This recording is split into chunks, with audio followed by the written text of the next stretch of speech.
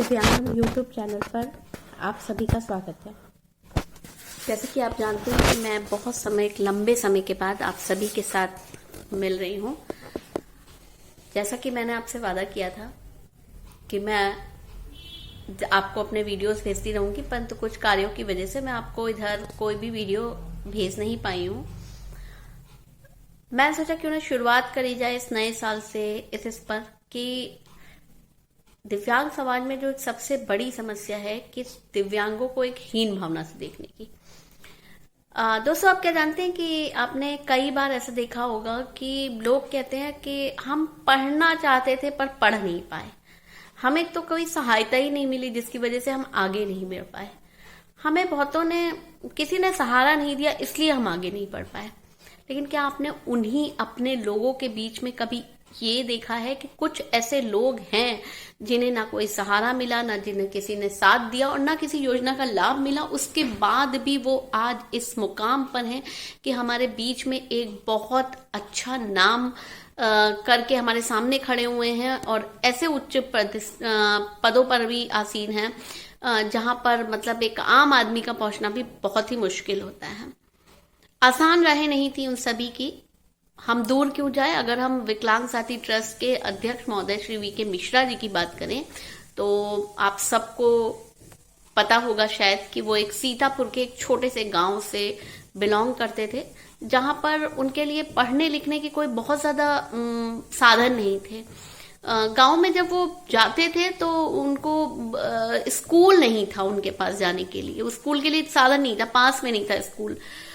और बच्चे पढ़ने जाते थे तो उन्हें कौन साइकिल पे बिठाता और उनको ले जाता, तो इस कारण वो बहुत समय तक वो बहुत निराश रहते थे कि काश मैं भी पढ़ पाता। और जहां तक मैंने एक बार उनके बारे में जब एक बार पूछा था तो उन्होंने मुझे शायद बताया भी था कि उनके कोई एक मित्र थे जिन्होंने, या उनके कोई भाई थे, रिलेटिव्स ही थे, जिन्होंने उनसे कहा था कि अरे आप क्या करोगे इतना आगे आवेदन वगैरह भर के, कि कौन सी तुम्हें नौकरी मिलनी है, क्या कर लोगे। तो उनको बड़ा निराश हुए थे वो, और उन्होंने उस सही समय फैसला किया था कि मैं किसी भी साधन मिले ना मिले मैं उसको अपने प्रयासों को सफल जरूर करूंगा। और इसी राह में उन्होंने न केवल विद्यालय गए, पढ़ाई करी, और पढ़ाई करने के बाद से अब शब्द भी सुने।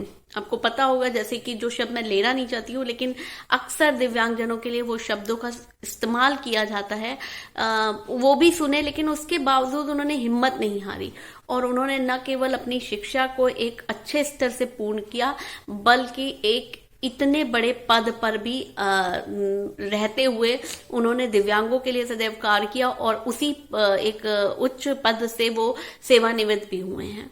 तो वो भी हमारे सामने एक कम उदाहरण नहीं है हमारे दिव्यांगम साथियों के बीच में। और भी बहुत सारे नाम हैं ऐसे, तो हमारे ट्रस्ट में ही कई लोग ऐसे हैं जिन्होंने, हम अपने प्रिया दीदी का नाम ले लें। प्रिया दीदी भी बचपन से ही पैरों में उनके जब हो गया था तो उनको शिक्षा विक्षा लेने के लिए उन्होंने बहुत अपने को बना लिया कि शिक्षा ही एक वो साधन है। कहने का मतलब है कि शिक्षा एक ऐसा साधन है हमारे साथ बीच में जो कि हमको किसी भी उच्च स्तर पर ले जाने में सहायक होती है, क्योंकि शिक्षा से सोच बदलती है। शिक्षा से आपकी आर्थिक स्थिति तो बदलती ही है, मतलब वो भी बदलेगी, लेकिन उससे ज्यादा आपकी सोच बदलेगी। और शिक्षा जब आपकी सोच को में बदलाव लाती है तो आप बहुत बड़ा मुकाम हासिल कर सकते हैं। बहुत ही कम लोग जानते होंगे कि मैं कुछ अगले वीडियोस में आपको कुछ ऐसे राष्ट्रीय स्तर पे और अपने अंतर्राष्ट्रीय स्तर पे कुछ ऐसे लोगों के बारे में, व्यक्तित्व के बारे में बताऊंगी। लेकिन फिलहाल आज मैं शुरुआत अपने दिव्यांगम चैनल से जुड़े हुए पदाधिकारियों और जो हमारे विकलांग साथी ट्रस्ट के जो सहयोगी हैं, जो पदाधिकारी हैं, हम उन्हीं से चर्चा करते हैं। मैं इसमें किसका नाम लूं और किसका छोड़ूं, कि हमारे भाई हुसैन रजा जी हैं और आपके मनोज गुप्ता जी हैं और वर्मा जी हैं और हमारे बीच में चित्रा जी हैं, और इसके साथ ही हमारे सीतापुर में प्रवीण भाई साहब हैं और मंसूर अली जी हैं, और मंसूर रिजवान जी हैं, और हमारे शरबत भाई हैं।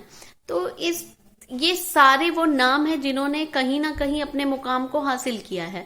इन्होंने ये नहीं सोचा, इनमें से काफी लोगों की हर एक के पास कोई सरकारी नौकरी नहीं है या हर एक कोई योजनाओं के लाभ नहीं लेके बैठा है, लेकिन उन्होंने अपने व्यक्तित्व को इतना दृढ़ किया और उन्होंने ये कहा कि सोचा कि मतलब हम अगर वो मुकाम हमें कहीं नाम बनाना है, आज इनमें से काफी लोग एक अच्छा नाम है, मतलब उन्हें एक अच्छे लोग जानते हैं आज, तो उन्होंने इसको बनाने के लिए सबसे पहला जो काम किया था वो अपनी शिक्षा को पूरा किया, और शिक्षा के साथ ही जब उनकी सोच में बदलाव हुआ तो उन्होंने एक ग्रुप बना लिया जो आज न केवल दिव्यांगों की हर तरह से सहायता में लगा रहता है, बल्कि एक अच्छा नाम भी हमारे आज राष्ट्रीय स्तर पर कर रहा है।